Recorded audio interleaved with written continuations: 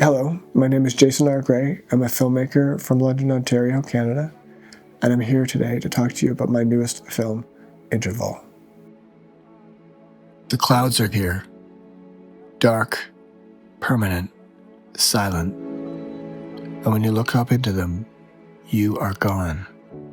The black zones spread, cities go dark, and the world begins to understand that whatever this is, it is only getting started. Chris Andrews has lost his mother to a black zone. One moment she is there, the next she is somewhere he cannot follow.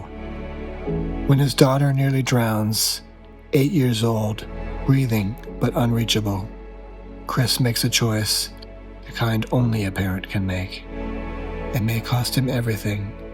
It may cost the world everything. Some choices can't be taken back. Vera Bronte chooses the mission, knowing the people she loves will live entire lives without her. She goes anyway, because if no one finds out what this thing is, what is happening, there will be nothing left to come home to. Two people, unknowingly tied together by an event in their past, now face to face at the edge of the known universe, and a planet ahead of them with one final warning: do not look into the clouds. Interval, a film about love, time, and the maps we make with our memories. The only way home is to not forget.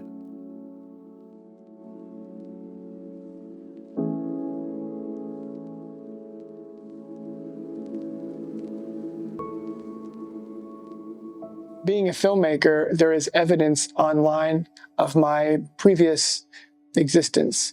And so my mom was horrified about their assumption that they've reached my baseline. My mom showed them an interview I had done, something similar to this in 2017, about my film glass.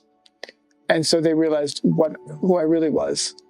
I've got multiple sclerosis, and I was on a drug to treat the disease process, which was depleting my lymphocytes at an alarming rate. I walked up a flight of stairs to go to bed, and I woke up in the morning a quadriplegic. At the base of all of this is like a bedrock of anger. Of like, why should I have to stop?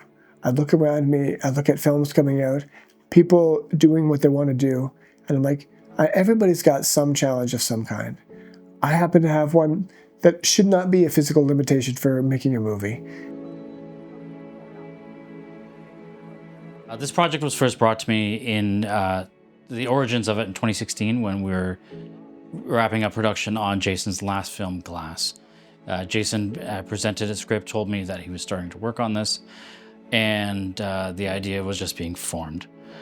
In the time that after we wrapped Glass, I was privy to witnessing what Jason went through in the hospital and his road to recovery from there. And the fact that this script exists today is nothing short of a miracle. So the fact that he's allowed to dream as big as he wants to dream, and we're gonna move all the pieces in place for him to achieve that dream, that's what making the film down this route will allow us to do. I was introduced to a way that we could do this technologically to enable me to extend beyond the limits of my own physical capacities. We've created a camera system for Jason to use that will make him feel like he is behind the camera.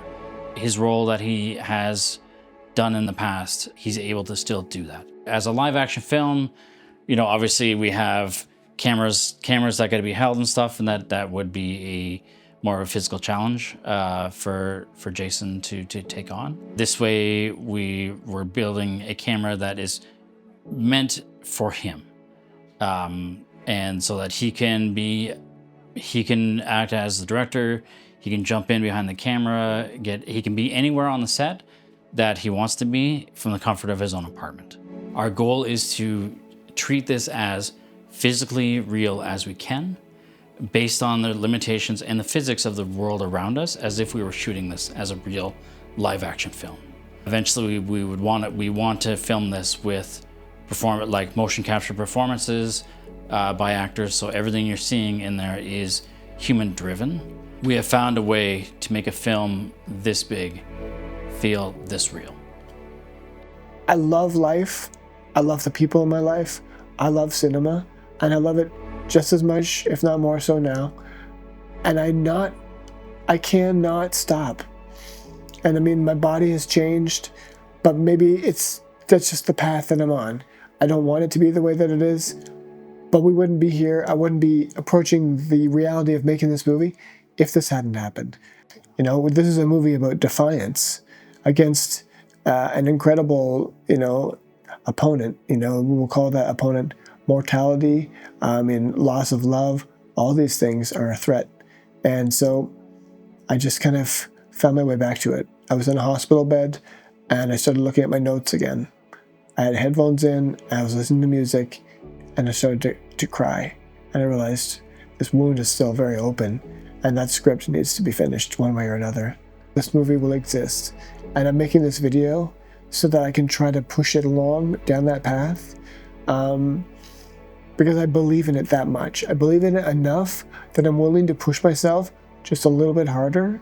And honestly, having that focus in my mind has really helped me get through some of the toughest physical challenges and just sort of like moments of, why the hell am I doing any of this? Well, I know why. Because I'm meant to.